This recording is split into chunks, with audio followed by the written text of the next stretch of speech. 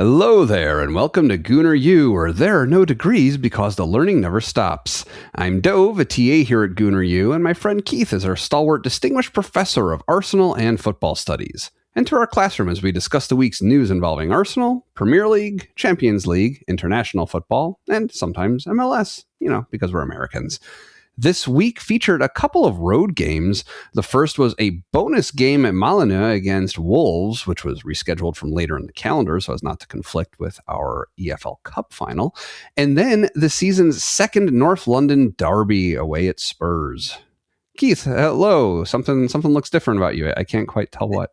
You undersold it a little bit in the intro. We talk about all these things because we're what? Because we're what? Are we? We're golden today. It was a glorious morning here today, Sunday, where I woke up 7 a.m. Central Time, actually a little earlier, so I was awake, but was ready at 7 a.m. Central Time to watch the USA-Canada men's hockey game. After, by the way, the USA women beat Canada in overtime. Right. That gold medal I think it was on Thursday. The game went to overtime. The Americans win. It was glorious. And I stayed all the way through the medal ceremony just to hear the final notes of the American national anthem at 10:28 Central Time, just enough time to flip over for a 10:30 kickoff at White Hart Lane, or the ground formerly known as White Hart Lane. Right. So nice, fun morning for you. It was interesting. I transferred from rooting for a team wearing white jerseys against a team wearing red ones to flipping that and rooting for the team in red jerseys against the team wearing white. But I think you got the result you wanted from both of those outings. I had it was a glorious morning. Don't worry, it's a G-rated show. Don't worry, guys. It's still here. It's still here, but the yellow card is coming out. No. Shirt stayed on. It's like one of those. I have a message on my. It's when I have the message on the shirt. That one of those. But yes, it was a great and glorious morning today. How are you, sir? Doing fine. I mean, before we leave the topic of USA Gold, so that was the first time the men's hockey team won gold since 1980, the year from which is the jersey you're wearing, right?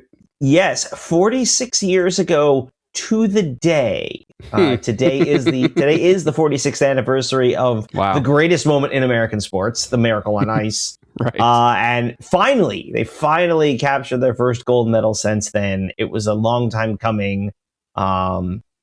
I've been kind of basking in a lot of that this morning. Even during most of the Spurs game, I was in a generally good mood, even when things, maybe, as we'll talk about, things maybe didn't turn in a good direction at moments, but for the most part, But I guess we should say, honestly, it's been a rough week to be Spurs, isn't it? Yeah, definitely.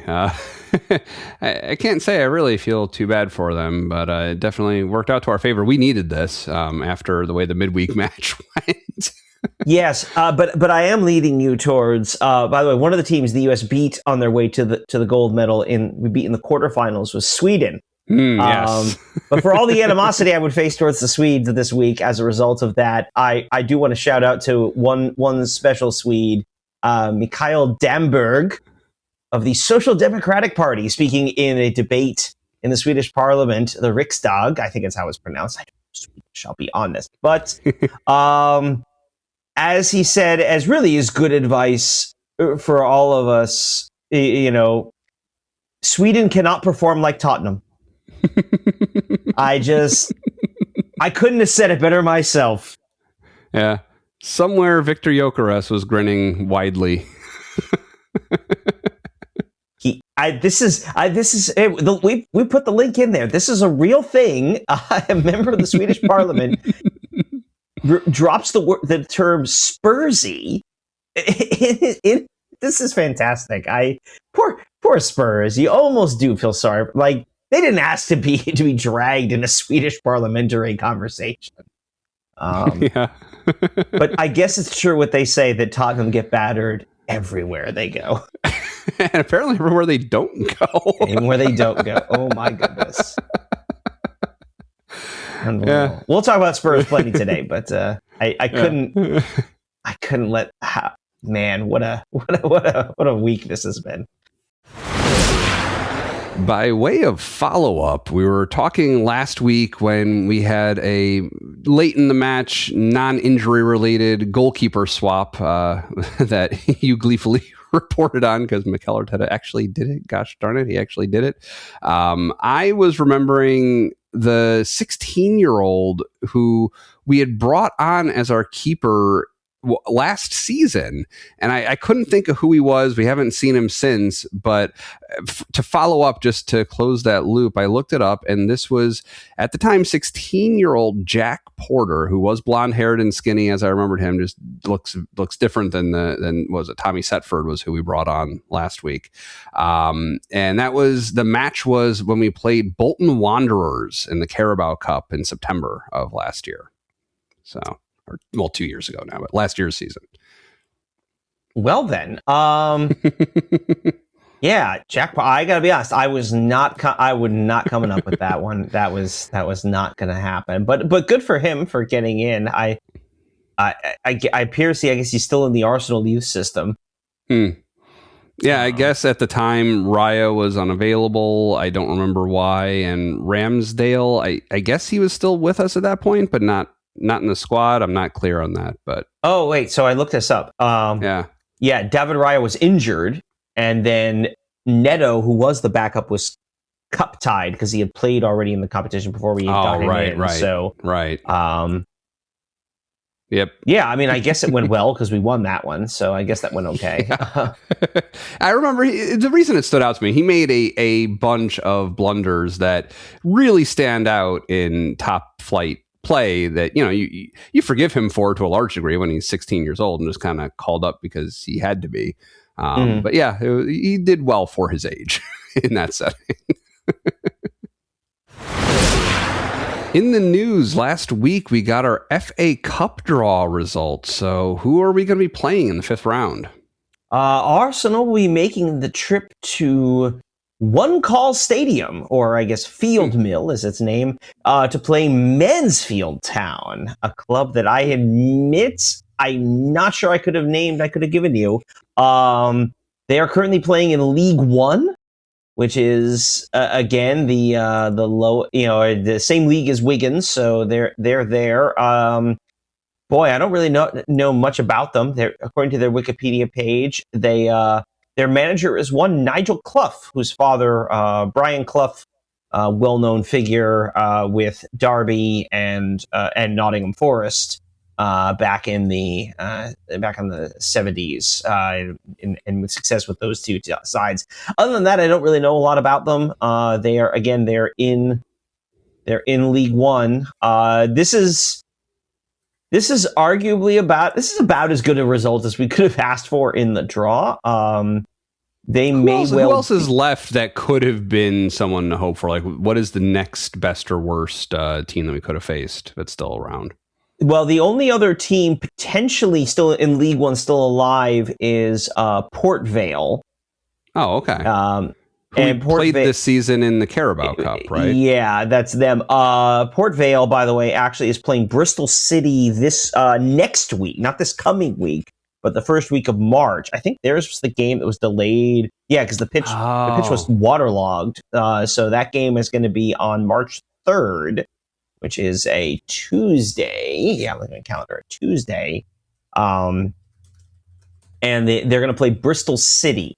Who's a championship team. So if Port Vale goes through, they would be the other League One team. If Bristol City goes through, then Mansfield is the only League One team that is there. By the way, of those, Port Vale currently sits 24th, so dead last in League One.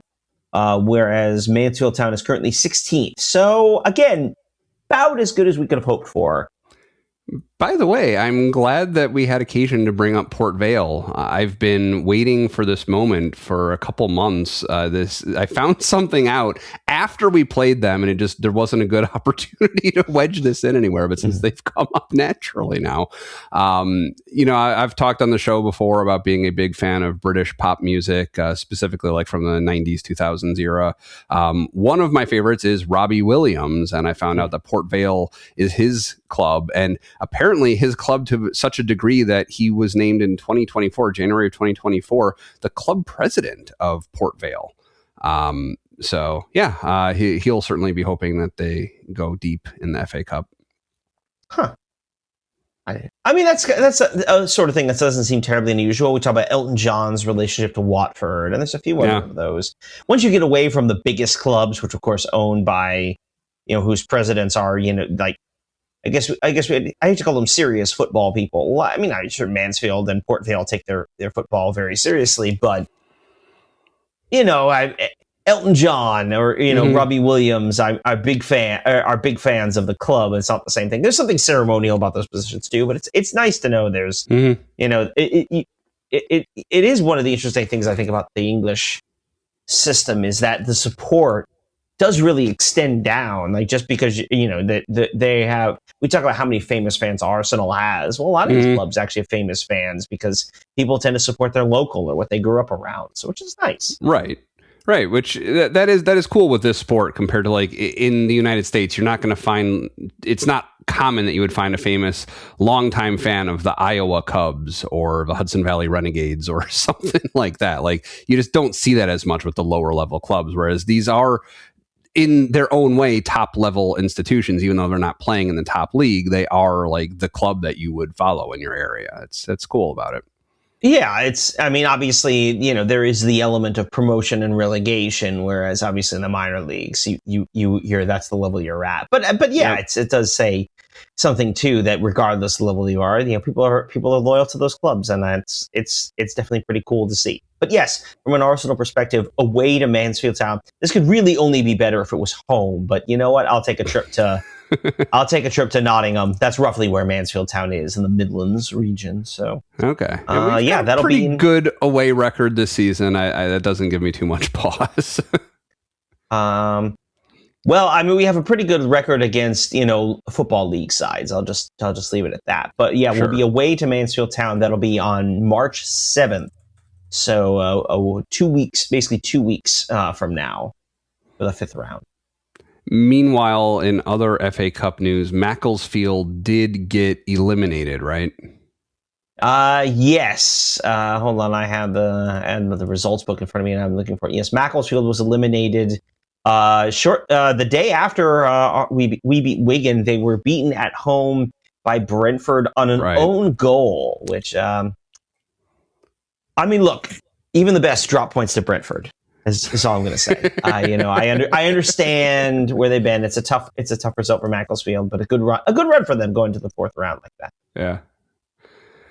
Yeah. So then this week, a brief preview of the Wolves match we're about to talk about, but Saka had an interesting goal celebration in which it looked like he was kind of pantomiming with a pen on his hand as his goal celebration. What was that about? Well, he signed the thing. We got Saka to a contract extension, I believe, running to, I saw to 2030. Wow, nice. So, I mean, just, it's so, we've talked about this, right? In terms of players leaving and where will their ambitions be fulfilled and where will they want to be.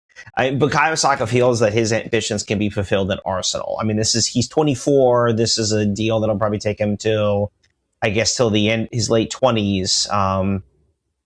I mean, he is. I hesitate to say Arsenal for life because obviously there's a lot of things that could happen between now and then, or even then at 29. But yeah, he's Arsenal through and through. He's one of our own, and to lock him down like that, I think he's as talented a player as this club has right now, and the fact that he's come up through the academy. All due respect to players like Declan Rice or Martin Odegaard, who were brought in from the outside. Rice, Saka has only ever been Arsenal, and it's great to see that's going to continue. Yeah, definitely. I mean, as you reminded me last week when you're talking about forever, yeah, even Michael Jordan did play with the Wizards, but yeah, we've got him for a while longer. It's great. Was I reading correctly that he is confirmed now as the highest paid player for Arsenal? Yes, I believe it. It's fascinating to me how they do that. They seem to do in the British media or the European media seems to report salaries on a per week, like how much they make per week, as opposed to American sports where we treat it as an annual number. Right. I don't know why then that the number that you hear most of the time is you just hear the total number over the life of their contract is what I hear more than anything else, and you can think of it annually, but yeah. Yeah, I mean, in American sports, obviously, part of the reason that matters is for most leagues outside of Major League Baseball is a salary cap, where numbers are based on like the average value. But you'll talk about contracts being like how contracts are constructed and what that means for different, costs and how do you fit under different caps or escalators or what have you. But yeah, it's interesting. I do feel like it's still kind of more of a cultural thing that we talk about how much a player makes annually, as opposed to in Europe, the conversation is very much about that weekly take home, which I guess that makes it more relatable. I don't know, but when the number is 300,000 pounds a week, I don't know how I'm supposed to relate to that exactly. Yeah. Anyway, this isn't a athletes are paid too much rant. I mean, look, we're doing a show like this. People love this stuff. That's where the money comes from. Market economics. Yep. If there's a player on the team who deserves that contract, it is Bukayo Saka. So like, I'm not, go get your bag, son. Like I'm happy for him, financially as well. Mm-hmm. So yeah. Turning our focus to injuries for a minute, I just wanted to follow up on the status of our hospital wing. So we had Odegaard return in the Spurs match today.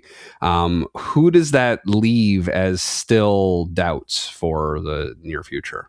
So the only one for sure who's definitely long term is still Merino. And again, as we talked about, I have a hard time seeing him Willis reading this onto the pitch for the Champions League final. My suspicion is his season is done, but who knows? He's an interesting cat. He might physically have the ability. And again, every player is different. We speak in generalities when it comes to injury recovery or averages. A guy like Merino, maybe he puts it together in his back, but we'll see. But other than that, it seems Kai Havertz is. And this isn't so much an update as kind of just a reminder from the last thing we had heard, I think, a couple weeks ago. It was probably first week of March. So my expectation is, because next week is March. Holy crap. I know. But also, yeah, my expectation is that Havertz is probably close to returning. I mean, Chelsea this weekend. The only one that was interesting to me, and I think we saw it a little bit today, Ben White was not on the bench. Jurriën Timber had a rough one, and the replacement was, as it had been midweek, was Christian Mosquera. And it does make me wonder if, and I've heard some rumors and rumblings. I don't know how seriously to take this, but perhaps White is maybe dealing with some knocks of his own, and so maybe not. Maybe he's a bit of an injury concern or one to keep an eye on. But that's it as far as injuries goes. And we talked about the impact they've had on our season. We're as healthy as we've been all year, and it's time to show that. MLS returned this week, and your team and mine were each playing against the two different LA teams. How did NYCFC fare? So right before we came on air, I was able to catch the second half of New York City's opener at LA Galaxy. They won a penalty. It's kind of a soft one, to be honest, but it looked pretty clear to me, which wound up being someone's second yellow card. So the things you miss when you don't see the first half. We converted the penalty, generally dominated possession, one or two decent chances, but not really. It didn't feel like we were really testing the keeper. And so we walk away from Dignity Health Sports Park with a 1-1 draw, which actually, given our record and opener over the years, is pretty good. I'm pretty happy with the draw to start the season. Yeah. And just quick note, Houston, by the way, last night rallied from 1-0 down against Chicago to come away with a 2-1 win. But Miami, you wanted to talk about Miami? Yeah, a little bit. I joined in first half stoppage time, so I saw a little bit of the first half and then the entire second half. And it was it was a shutout. Miami didn't score a goal. LAFC got 3 goals. So it was not a great way for the League Cup winners to open up the season, but or MLS Cup, not League Cup. My regions are getting confused now. One thing. So this is my first time seeing former Spur Heung-min Son. Or Youngmin, okay. Yeah. That was one thing I want to ask you. Is it Son or Son? Because everybody on the American broadcast was saying son, because in English, when you see SON, that's the word for child of a father is son, a male child. But I'd always thought it was Son. Am I wrong? I would assume it's Son. Okay. I admit I don't know a lot of Korean, so it's hard to say. I would say with that many people pronouncing it that way, especially in the American market, American broadcasters are generally better than English ones. I think about like striving for correct pronunciation, right. And I don't know how much of it is deliberate and how much of it is just, I don't know. My favorite are, of course, all the Spanish names that you try to get English announcers to have, and it's an interesting mix. Some are very good and some aren't. Whereas here, I mean, this is the United States. We have plenty of, Hispanic surnames, and so it's a little easier for us. I say that, and I've more than once heard people around here say things like Rodriguez, and I'm like, what? Where have you been? Yeah. Where does that come from anyway? Yeah. How have you not encountered that in your life to this point? Yeah. There are also people who are just like willfully ignorant, like do not pay attention at all to how anybody pronounces anything. Everything is always only said their way. Hopefully not too many of them make it into sports broadcast, but I guess you never know. No, and given the number of names these guys come across, like I get it. I mean, just look at the list of the lineup of an Arsenal game. I mean, it's quite a mix of names and whatnot. So. Yeah. So, definitely not the way that Miami would have wanted to start their season. They have a new striker they brought in. I can't recall his name right now, but he didn't score. He came close to scoring 1 or 2 chances. So, we'll see how it goes. But I can confirm, and I think the first weekend is often free, no matter what. In other seasons, it's been that way. But so far, after canceling my paid MLS subscription, I was in a little bit of doubt as to whether I'd still be able to watch the games, because it was weird that was ready to renew a few days ago. But so far, so good. So. All right, we have to talk about it. We played Wolves this week. We dropped a couple points. Was it just me, or did this feel even more crushing than our couple of losses so far, like 2 points we really, really should have had? Yeah, I mean, look, I have always been a fairly optimistic fan for reasons I've talked about many times on the show. But there's value to in being honest. This one was bad. There's no defense of this one. It was really bad. This is a bad result. Wolves are a bad team. This isn't taking shots at them. I mean, even with the point they came into the weekend on 10 points on the season, and it's the end of February. They're not good. They are getting relegated. They probably won't be. They'll be only among the worst teams in Premier League history, as opposed to the worst team in Premier League history. So, to go there and not just to draw, because you can justify a draw, depending on the circumstances. But we were up 2-0 in this game. Mm-hmm. We were up 2-0 after an hour. This game should have been won. That was 100% 2 points dropped.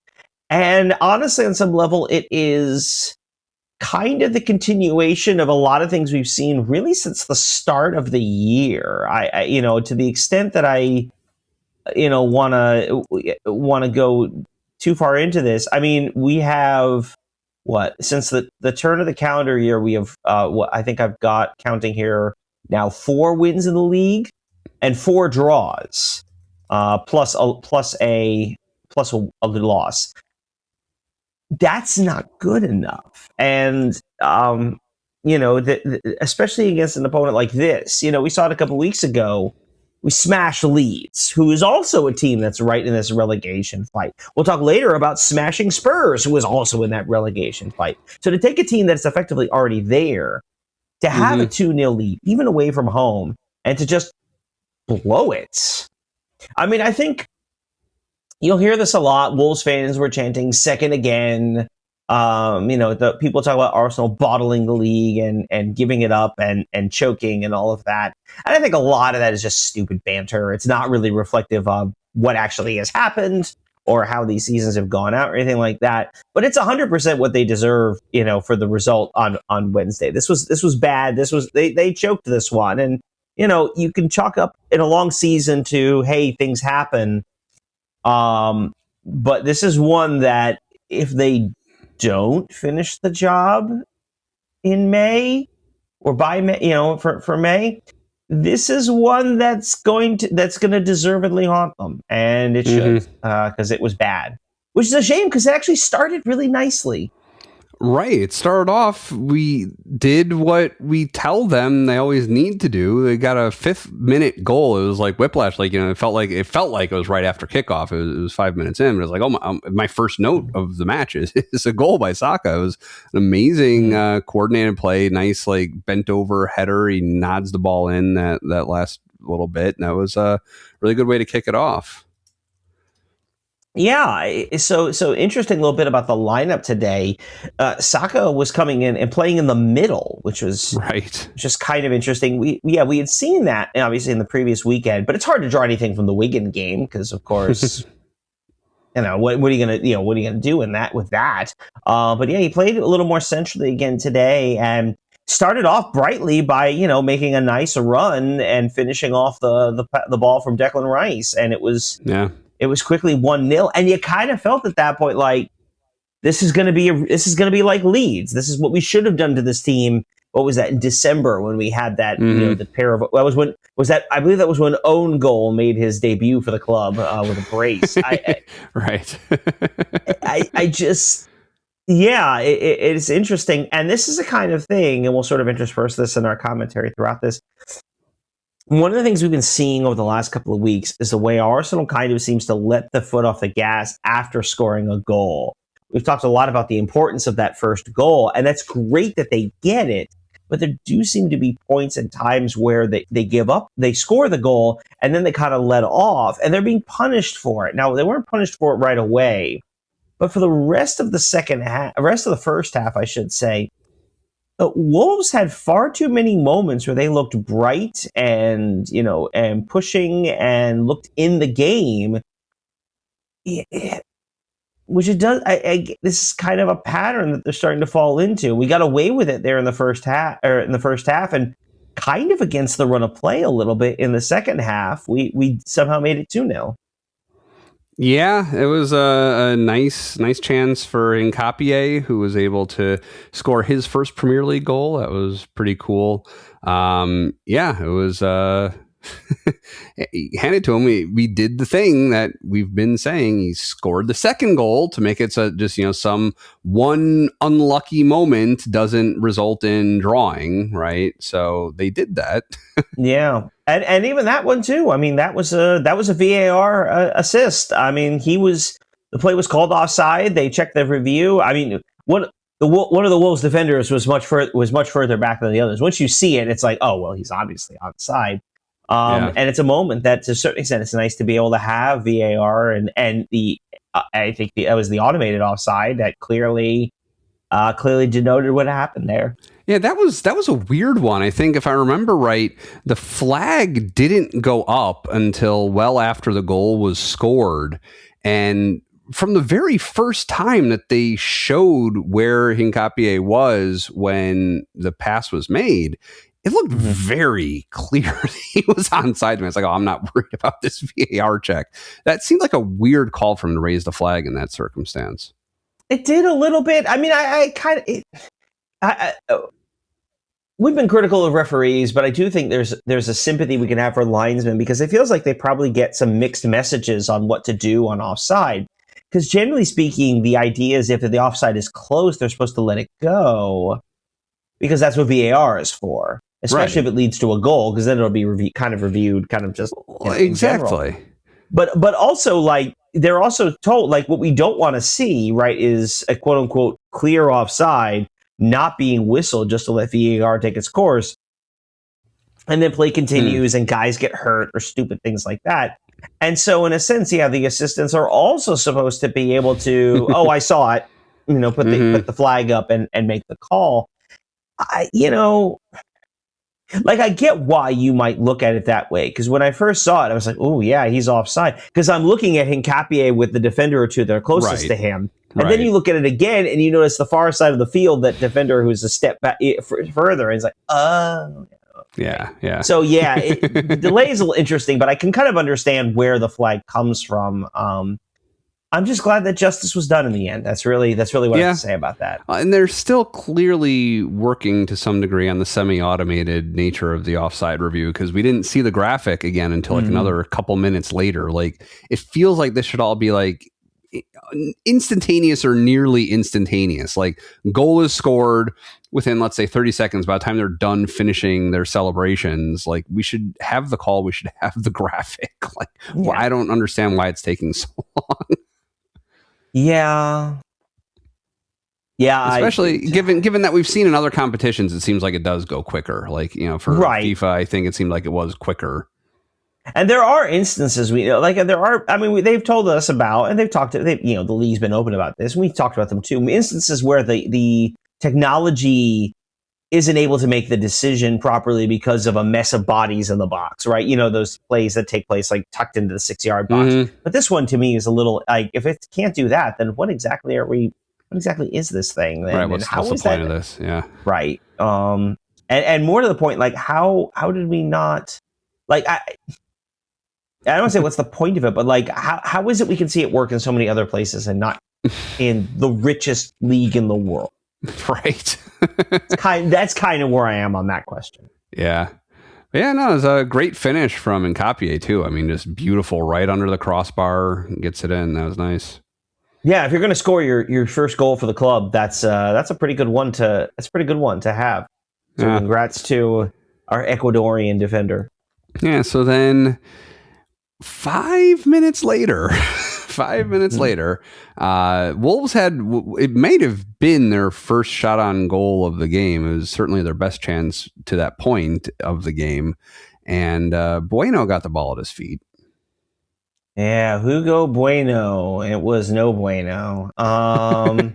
Yeah, he scores that, and I see his name, and I'm thinking, all I can see in my head is the Bumblebee Man from Spanish television in The Simpsons, and I'm hearing, ay, no es bueno. That's certainly how I felt. No es bueno. It certainly was bueno for him. It's a heck of a strike. Credit. That's a great shot. It does feel a little bit like, in the match, we'll talk about this with the match as a whole, and as a point of comparison, the United game from a month or so ago. It does feel a little bit like that's the best. That might be the greatest goal he ever scores, just in terms of like its sheer technical quality. And it's frustrating that it came there against us. But again, this kind of goes into what we were just talking about earlier, the degree to which we kind of switch off after scoring a goal, right? Hincapié scores, it's 2-0. We decide to let off the gas. Bueno gets a little bit of space and he curls it in. Now, are there many worlds where he hits that shot and it rings off the bar and we're like, woo, dodged it there? Or that he just cranks it into the second deck? Yeah. But he didn't. He put it in the net, and now all of a sudden, there's that weird bit about letting off the gas, and I do think there's an element to this club that's just kind of tired mentally. We haven't had the last Wednesday. I'm using Wednesday as a marker here. The last Wednesday we didn't have a game. Obviously Tuesday and Thursday, but basically we've been 2 games a week. Our last Wednesday off was December 17th. And And again, using Wednesday as a catch-all for Tuesday and Thursday. Don't come at me on this one. But you know what I mean. Midweek games. We haven't had a week off. We haven't had a midweek off since December 17th. It's been like 2 whole months of this relentless pace of games. And I think you're starting to see a little bit of we're still seeing that tiredness. I think it's contributing a lot more, not so much to physical mistakes. So there's a couple of players I'm seeing that really could use a break. And I do think it's a fair criticism of Arteta on this point. Like, where was Christian Norgard? Yeah. Like, this is what he was the captain at Brentford. Like, he has Premier League experience. Like, how? I get that Rice and Zubimendi is a big opportunity and all that, but I mean, Zubimendi and both of them have been looking a little leggy. I mean, Jurrien Timber, although we can talk a little bit about him later. There are I don't understand that. And I think there's a lot of fatigue mentally. Are all these games sort of catching up to us a little bit? And I think you especially see it. I mean, let's be honest, is really one where this falls apart for us is at the end with the Edozie's equalizer. Yeah, it was just I don't know that I'd quite seen that level of lack of communication between a defender and the keeper at Arsenal to this point in my watching them. Yeah, I mean, it's stunning.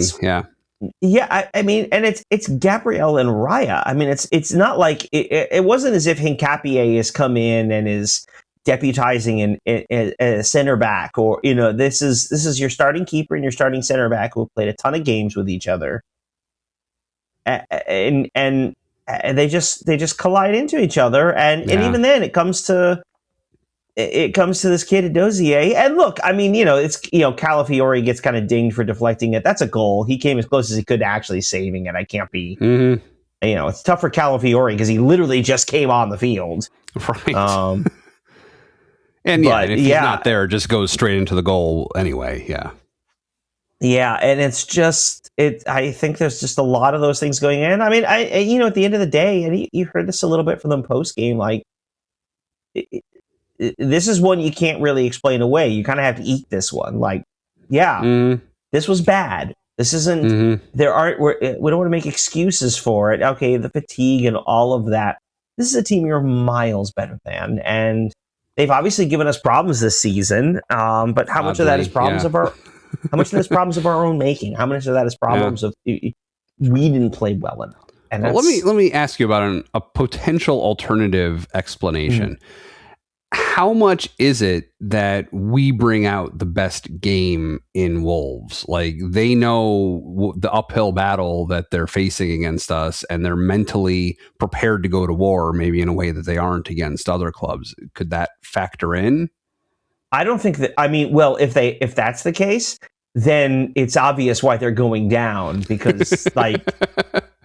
They've got it. They've got to bring that every week, no matter what. Yeah, okay, it's good that you save a strong performance for the best team, but there are 18 teams between us and Wolves. Like, if they're only pulling out their best for us, no wonder they're going down. Like, that's just.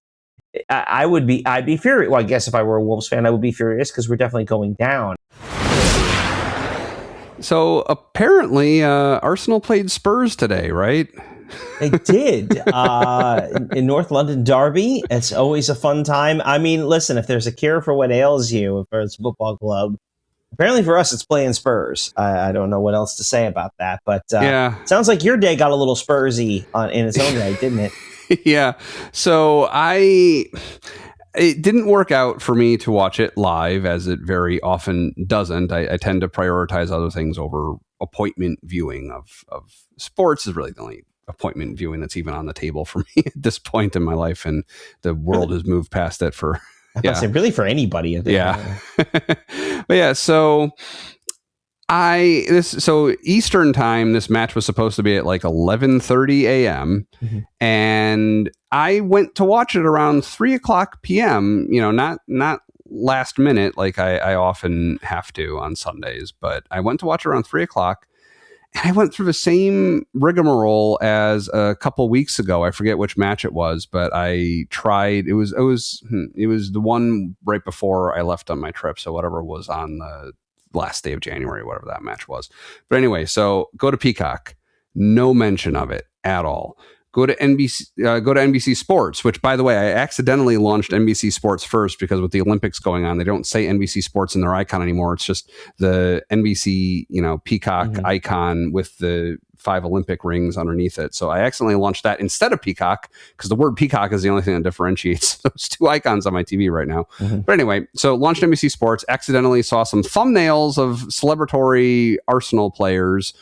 But I saw the same thing when I went to look for the Wolves match. So I thought that result had been spoiled for me. And it turns out I looked later. If I'd scrolled over to the right, you would have seen the celebratory Wolves players after. So, that at least I was able to easily convince myself I hadn't been spoiled on the result yet, but didn't see it there either. Couldn't find it on NBC Sports or Peacock. Started consulting with ChatGPT to try and find out, what's going on? Why am I not seeing replays, same day replays anymore on Peacock or NBC Sports? What's going on? It basically didn't really offer too much help other than confirming, it seems like they should all be on Peacock now instead of the NBC Sports app. But so then I tried my Shabbos Goy approach where, Orthodox Jews who don't press elevator buttons but live in an apartment in New York City, and things like that are part of their lives that they practically need to do, but for religious reasons don't want to do, will often have a friend, a neighbor who is not Jewish or not observant who does these things for them. They call them a Shabbos Goy. Right. I have a wife who doesn't care about being spoiled on the North London Derby results. And I had her try opening up a web browser and going to the Arsenal page. She wasn't around. She was asleep already when I went to do this the last time. But I had this as an option. Go to the Arsenal page, try and find their full match replay. It wasn't there either. And at this point, I'm not looking yet. There's enough time left. I'm hoping to still be able to watch it. So I don't jump in later on. I went to the Arsenal site too, and I couldn't find it there either. So at that point, I wasn't sure if it was just her not being familiar with Arsenal's page to the degree that I am, or if it just wasn't there. And it turns out, no, it just wasn't there. This match was nowhere. I could not watch the entire full match replay. So I watched the extended highlights. Hopefully that equips me enough for this show, but that was extremely frustrating and just, why does sports streaming have to be so hard? I don't understand. So the game was on USA Network, right? So and I know that plays a little bit into when it's available and whatnot. That's kind of unfortunate, which is a shame because the game was actually a lot of fun. I know. I really wanted to actually live through it, and I was robbed of that by NBC Sports but world. You know what? So, spoiler alert for you: Spurs won, Arsenal 4. 8-2 on the North London Derby this year. North London is red, and in fact, the Premier League, North London may be red because Spurs are very much in a relegation fight, and they do not look good. My goodness. Of course, we were complaining about us dropping points from being up 2 goals to a relegation team in Wolves. Recall that this same relegation-threatened Tottenham team erased the 2-0 deficit to Manchester City a couple weeks ago and drew at home. So we'll talk about that more later. But this is a game. It's kind of interesting because on the one hand, you could feel good about the chance to get right. On the other hand, I mean, if this doesn't go right, you are in full-blown crisis right now. Right. And well, I have to say, from the Arsenal perspective, I saw the good and the bad. Okay. So let's start with the good. That's what I was going to suggest. Yeah. Pair of braces. We got two goals from 2 players. Eze got a pair, and Victor Gyökeres got a pair. I mean, 2 of the new signings, 2 of the guys who have been struggling at points, 2 of the guys we've really wanted to see on the score sheet. Boy, does Eze love scoring against Spurs. He did it a bunch with Crystal Palace. He got the hat trick in the first game. He got 2 goals in this game. It's just a really nice game all around for him. Obviously, a pair of goals, and some really interesting ones too. Gets really just kind of getting himself in position to pounce on loose balls. Gets a loose ball in the box for the first goal. The later one was a kind of a rebound situation, again, loose in the box. And I think you hope that starts to see him generate things and start to improve his play, continue to improve his play going forward. They can build on that. Of course, we said that in the last time out, and then he didn't follow it up with particularly good performances. But again, you're kind of hoping. So, but nice to see here in this case. Let me ask you, looking at the replay of his first goal, the way the ball comes to him, he kind of chips it up in the air with his toe before he then knocks it. Was that a planned move due to the congestion in the box to be able to get it past all those players? Or did he just not take it well and then made the best of it? That's a good question. I think there's a little bit of intent with that. But I think there is also a little bit of it's a little bit of both. I think there's some intent with it, but also a sense of, I'm not in a good position to strike this first time, so I need to do something different, and kind of just chipping it. And once he does so, it now gives him a chance at a volley. So he says, all right, hey, let's just go. That might be it going on. It reminds me a little bit, if I can go back to the hockey earlier this morning, Matt Boldy kind of passed the puck through to himself with a mid-air deflection to himself to split two defenders and open the scoring. For Team USA, who eventually won gold. I don't know if we mentioned that on the show already. But yeah, it's just kind of little plays sometimes that, reflective of skill and technical ability, and are just really fun to see at times. Yeah. So that was Eze's first goal. What about, if we're just grouping them together, I guess, what about his second goal? That was that was much more opportunistic. Saka's driving into the box, a good pass from him to get the play started. There's I don't remember exactly, was there a collision? Was it a rebound? The ball kind of bounces out in the box, and there's Eze to kind of grab it. He takes one touch and then just puts it into essentially a gaping net at that point. And it's at that point made it 3-1. We'll talk about the second and the fourth goals in a second. Made it 3-1, and it wasn't over at that point, but at that point, it really did kind of feel like, okay, I think we might be able to pull this one off. Yeah, that's cool. But I'd say, so if Eze's goals really are about this kind of technique, I think Gyökeres' goals are one of his great strengths, which is just power. Yeah. I mean, he kicks the ball hard. There's something to that. Yeah, but I think there is. I think if you look those, the two goals he scored, certainly the first one from the 18-yard box was very powerful, and then even the second one, I think, did a really good, a really good finish from close in. The kind of things we want. Again, we talked about signing Gyökeres. We didn't sign him to score 50 goals. We didn't sign him because we needed those extra goals against City and Liverpool. We needed the goals to come in games like this against mid-table and relegation fodder teams. And yes, I'm talking about Spurs. But in a sense, right? This is what he's supposed to be here for. So he's able to make those kind of finishes. He found some space, and we say he found some space. This guy takes a lot of physical beating.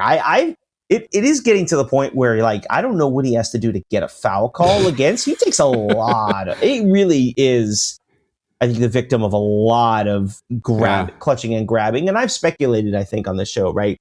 I think some of it is him trying to initiate some of this contact. He likes physical contact. He's a bigger guy, so he feels like he can bully defenders, which you can't really get away with in the Premier League. But I think at the same time, it feels to me like he takes a lot of abuse to the point where it's like, I'm sure he should be, this shouldn't be happening this way. To what degree do you think it might be the referees kind of looking at him and seeing his size and stature and just thinking, yeah, he's all right? I mean, that happens a lot. You'll see sometimes bigger guys. Sometimes it goes both ways. Bigger guys have a harder time drawing fouls because of their size. Sometimes they have an easier time because anytime they go down, well, they must have been fouled. It's not like it could have. They must have been a foul. It couldn't. Yeah. So I think it could go both ways. With that, I don't know. I thought today in particular he was taking a lot of abuse. I don't really want to go on about the refereeing because I don't think that's really necessary in the course of the game. But it is something it feels like I've been seeing a lot. It feels like I keep waiting for him to pick up a few foul calls. He just never seems to get them, which I find interesting. Yeah. I'm sure someone will pop on later and point out all the times he did actually get calls in his favor. But, whatever, we're fans. This is how it Yeah, right. And no, there's definitely something to what you're talking about, the ball being so hard hit. I mean, it takes away the reaction time that the keeper would need to be able to do it. Because both of those, like he was inches away from getting a hand to it and possibly deflecting it off course, but it was just coming in too hot and just couldn't get to it. Yeah. So that was the good. Let's talk about the other side of this one, right? Sure. So, I mean, the same kind of things we talked about in the Wolves game. Fatigue, leading to poor decisions, not so much bad play, although we saw some of that as well, but fatigue leading to poor decisions, and then that sense of switching off. And I think this is easily a game you could watch. And I hate to be so negative when we win a North London derby, but I do think this is a game. There are a couple of those not quite full sliding doors moments, but definitely a few moments where this could have gone a little differently. Yeah. I mean, we'll talk about, this game was 4-1. Their goal came not even 5 minutes after we had scored. It was a few minutes, yeah.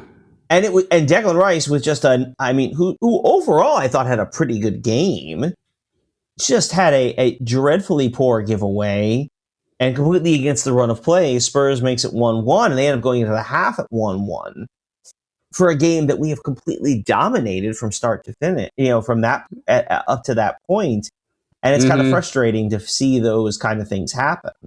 And there again, you see it rear its ugly head, right? The switching off after goals, the kind of moments where it feels like you're giving, like almost like bad luck. It's not that you turn the ball over, but that somehow that turnover is their one opportunity of the half. And of course they score. And so there's a little bit of frustration there. Now, Gyökeres scores pretty early in the second half. It takes a lot of the pressure off. Yeah. But we're not 6 minutes later, there is Kolo Muani heading the ball into the net, except there's a foul call. Yeah. He's pushed off Gabriel, and the referee takes it back. Yeah, so watching this in the highlights, they showed it a couple times from a couple different angles. It looked like pretty light contact on Gabriel. Did we maybe get away with that a little bit? I wouldn't say get away with. I'll say this. Kolo Muani makes clear contact. It's a push-off. He gets his arms are fully extended. He's pushing off. That's a foul. Now, Gabriel also makes an absolute meal of it. Like if we were coming out of the Summer Olympics, we'd be talking about world-class dives in the pool, right? He sells every bit of that contact and ends up getting the call. It's the right call. And Kolo Muani, by the way, was throwing his weight around a lot today. Like he doesn't really get to be too persnickety about what foul calls that were and weren't made. But I mean, I'm sorry, he makes contact. He has full extension on the arms. That's an obvious push off.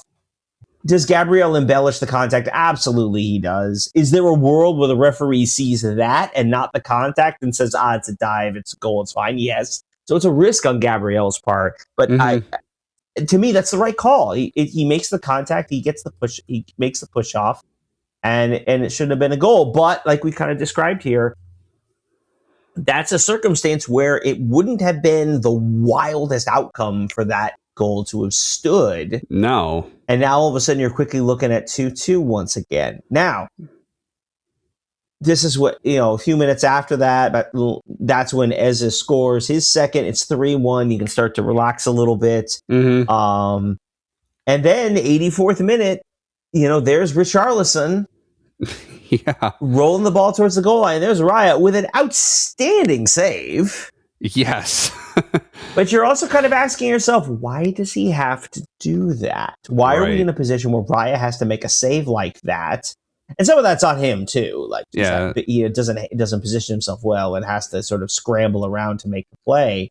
So this is the one where the ball was rolling slowly toward the goal line, and he's able to scramble back just quickly enough to swipe it off the goal line and get it clear, right? Yeah, on the goal line and sort of pushes it away. Then a little while after that, of course, Gyökeres scores. It's 4-1, and everything looks great. And look, again, maybe this is the other way. We talked a little bit in the Wolves game about how Wolves is in some way a case of bad luck, and the kind of bad luck we saw. I think the United game is a similar. The United game kind of works as a good point of comparison, right? Because against United, what we gave up a goal and a bad turnover, and then 2 world-class finishes that those guys will probably never do again. Mm-hmm. Look at the Wolves game, world-class finish he may never do again, and then a goal coming off a comical error in the back. Spurs didn't really have that in their toolkit today, which is good. Mm-hmm. And maybe this is just the luck coming the other way. Like, okay, we made a mistake, but the punishment for it was giving up a goal-scoring opportunity, not a goal on their one chance. Right. So maybe we were, but it is kind of, I think you can walk out of this game and still feel, I don't want to say feel nervous, but I still think you can walk out of this game and say, hey, there are still some things to clean up. Like we have to continue to improve these, because otherwise this is the sort of thing that's going to bite us at a bad moment. And we saw it against Wolves. Maybe we got away with it today against Spurs, but there's 10 Premier League games left. Yeah. There are potential potholes in that road. For this week's formation station, I want to talk to you about Saka in the middle. It sounds like a sitcom from the early 2000s. How has that been going? We saw it in Wigan Athletic. Hard to draw conclusions due to the weird nature of that mismatch in power between the two teams. But seeing that formation against Wolves and maybe a little bit against Spurs, like what do you think? How's that looking?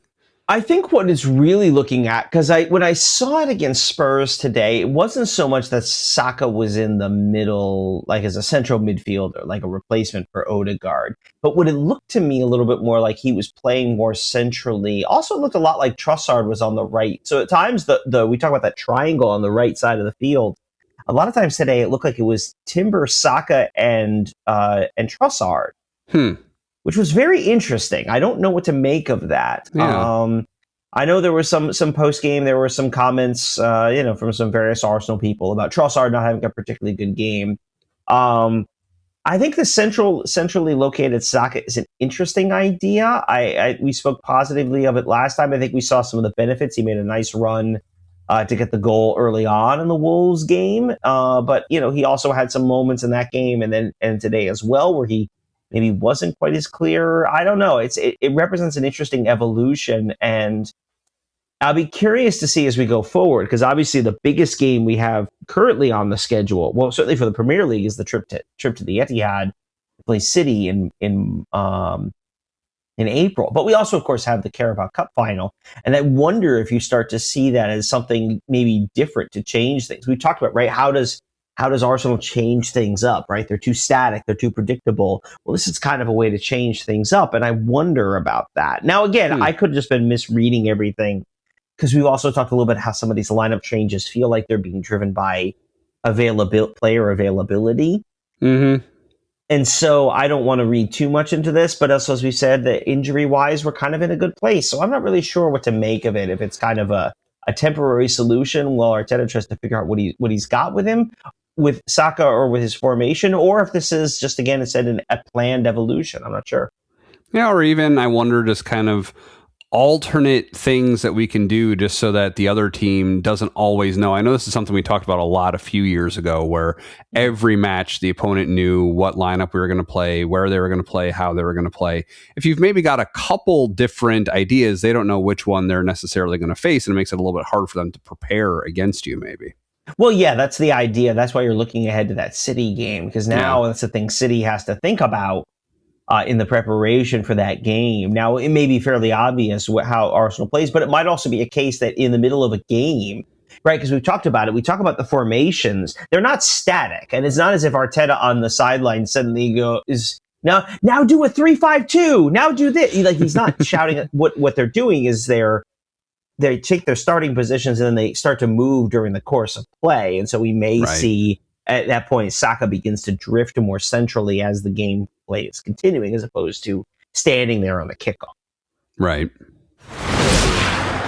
This week we were away playing Wolves and then Spurs. Who is your player of the week? I kind of want to just throw away the Wolves game, to be honest. Yeah, there were some good performances here and there. There were good moments, but overall, collapsing the way they did, it's hard to give anyone credit for how that played out. So focusing heavily on the Spurs game, for me, I think this was as good a game as we've seen from Eze Gyökeres. The 2 goals were well taken. They're the kind of goals he wants to score. And I think it was just a strong performance overall improving in terms of hold-up play, improving in terms of movement. Yeah, there were 1 or 2 chances where you're like, maybe he could have made that run, but not in the way we were earlier in the season where it felt like there was a disconnect. Overall, I thought he had a really strong performance, really physical, rugged performance, especially on the kind of physicality he continues to face. But I think there were 2 well-deserved goals, and I think he can come away feeling good about this one, and hope we continue to build on that, even as we continue to see Gabriel Jesus and hopefully soon Kai Havertz as well. Rotating 3 good forwards like that is a big plus down the stretch. Right. For me, I think I'm in the unfortunate position of wanting to also kind of forget that the Wolves match happened, but also not having been able to see the entire Spurs match, only being able to catch the highlights due to reasons discussed in the segment talking about the Spurs match at length. But I love that Eze has scored 5 goals in our fixtures against Spurs this season, especially given we just talked about his bio last week when we did the profile of him, and we reminded ourselves of how he nearly went to Spurs. He was like a day away from having signed with them and went with us at the last minute, and it's just poetic in a fun way. So his hat trick in the home fixture against them, and then the brace here, it's beautiful. So for me, it's going to be him for story and poetry reasons. Loves himself a goal against Spurs. Yeah. We're still top of the table. Yes, with a 5-point edge.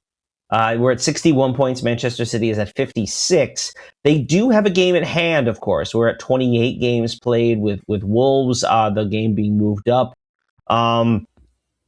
This is, and City beat Newcastle. I know people are going to get nervous. Obviously, the Wolves game was a major opportunity that was lost, which is a shame. Really could have put extra pressure on them. But I'll say this. Remember that City is chasing us. They have to be better than us down the stretch. And everyone's going to talk about bottling. Recall that 2 years ago when we came up short, we were chasing them. We pushed them to the end of the season, but they were ahead the entire way. Same, go back. It's really, if you're looking at a couple years ago, the first year of this run, that first sort of title challenge, where we did fall apart down the stretch, but we talked about it. They had multiple games in hand. There always was that sense of them lurking behind us. Mm-hmm. And we ended the game with Rob Holding in defense, which was, Rob Holding's a great guy and a good Arsenal man, but, that's not a defense that's going to win you the Premier League. Obviously, there's a lot of room for improvement in our play over the last couple of weeks, but as long, again, I don't see this as the kind of City team that's going to rip off 12 wins in a row to close out the season in the way that we saw a couple of years ago.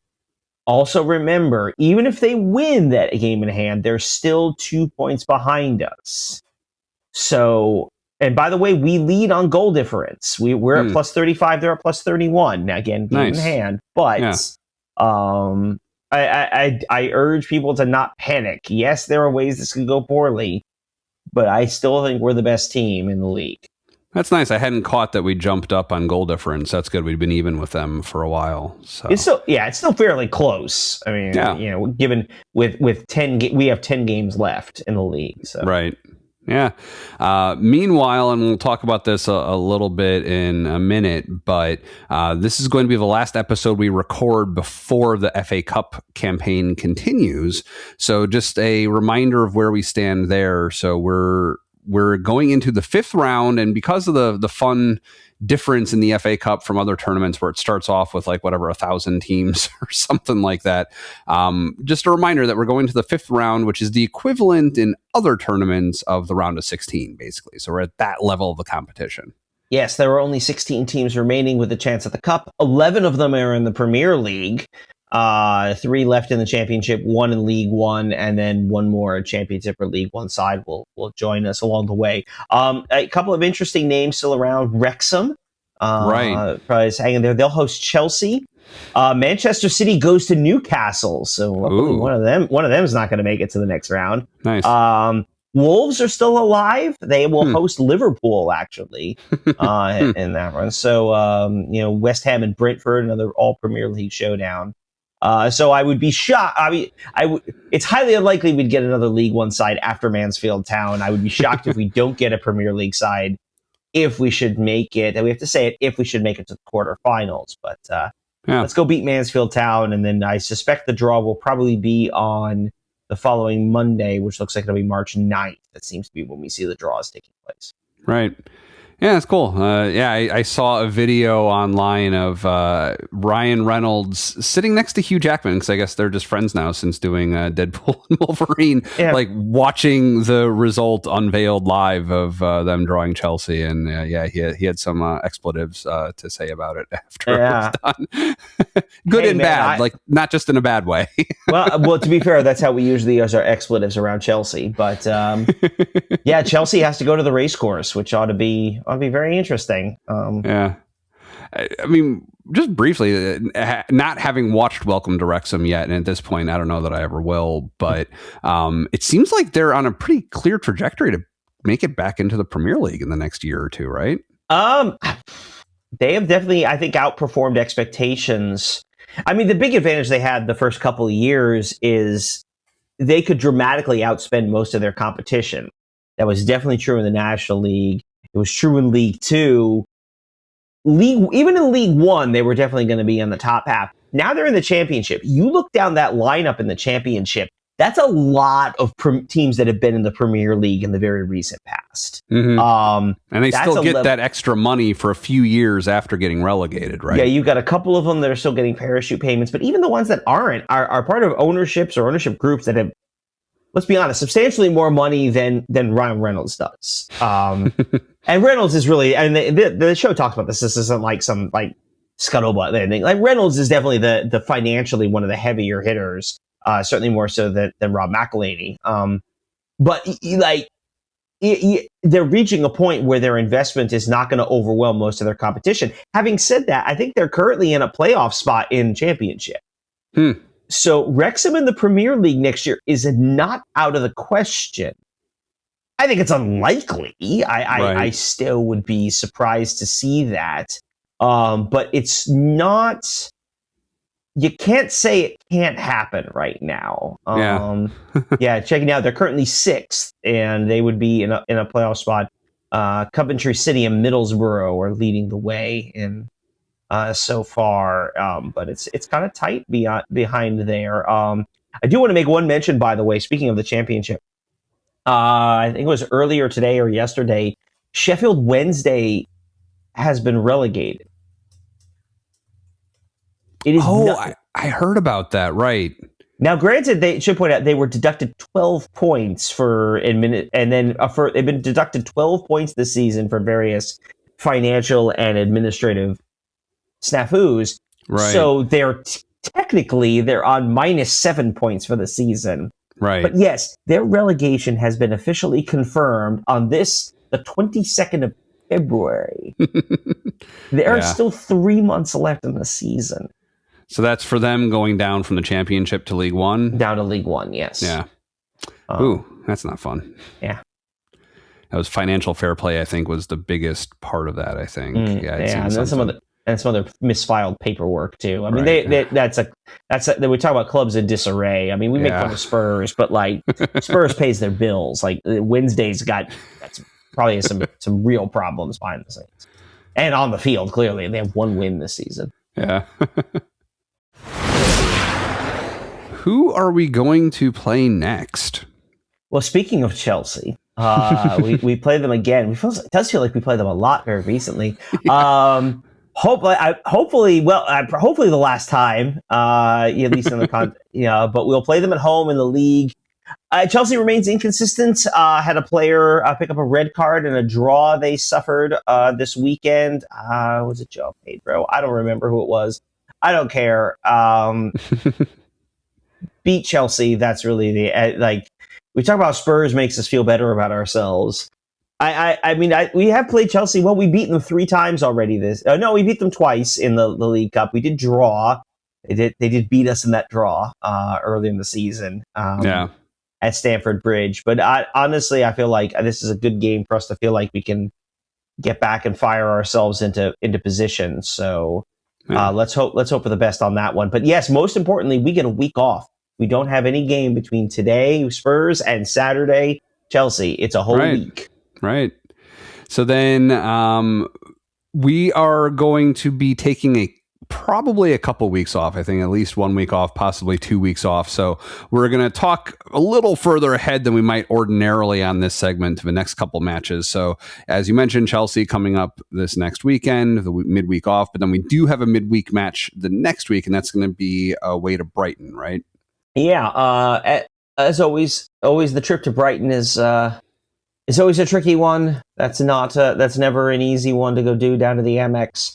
But it's a team that we're going to feel like we should do well against. A team we feel like we're going to feel like we should beat. We beat them, I believe, was that in the Carabao Cup earlier this season away.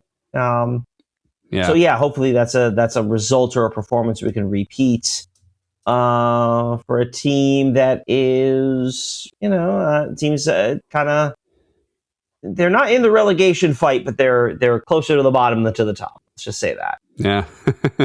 And then that following weekend will bring the aforementioned 5th round of the FA Cup match. That'll be against Mansfield. I think we've already pretty much talked about them and what to expect. League One side away, but manageable probably, hopefully. Yes. My quick look of their roster. Max Dickoff. Did he play for Spurs? I see a handful of names I feel like I might recognize, but they could just be because they sound like someone else. Oh, Dom Dwyer, former a U.S. national team players down there. So that's interesting. But yeah, that not a lot of players you're going to have heard of. Not a lot of guys who are necessarily going to cause us sleepless nights. But a game where, even though we're going to be heavily rotated, I expect us to turn up, and I hope it should look a little bit more like Wigan than any other Premier League game we've been playing. Yeah. I hope. And then we don't have the details yet at this moment, but following that, the following week we'll return to the Champions League for the round of 16 there to face an as yet unnamed opponent. Right. And we'll talk about this in a moment. That draw is actually going to be on this coming Friday. And we will either face the winner of Borussia Dortmund and Atalanta, or Bayer Leverkusen and Olympiacos. Okay. The German sides, Bayer Leverkusen and Borussia Dortmund, both have 2-0 leads in those matches. Although honestly, given it's the Champions League, in Europe, I thoroughly expect Olympiacos to rally, and then we draw them because that just seems to be how this goes. But we'll see. Who between those four, who would you most like to play? I don't know. I don't think there's they all represent some difficulties. Obviously, the two German teams, Dortmund. I think Leverkusen's probably kind of the one that's probably the least trouble insofar as they've lost a bunch from a very good team a couple of years ago, but they're still a pretty good German side. Atalanta is always one that feels a little. I believe we played them last year in the league phase. Yeah, we did. Yeah. Yeah, they can be a little tricky. Obviously, Dortmund is a team that was in the final a couple of years ago, and then Olympiacos we know can give us a lot there's some landmines there. But then we thought that last year against PSV, and we won the first 7-1. So we should feel confident going into this one, even though it'll be on the road. Yeah. Well, thanks for joining us at Gooner U. If you're watching us on YouTube, you can also listen to the podcast version of our show on Apple, Spotify, and some other places. If you're only listening, try watching us on YouTube with the link in the show notes. Your homework for today is to comment on one of our YouTube videos or to reply to one of our social posts. We'd love to hear from more of you.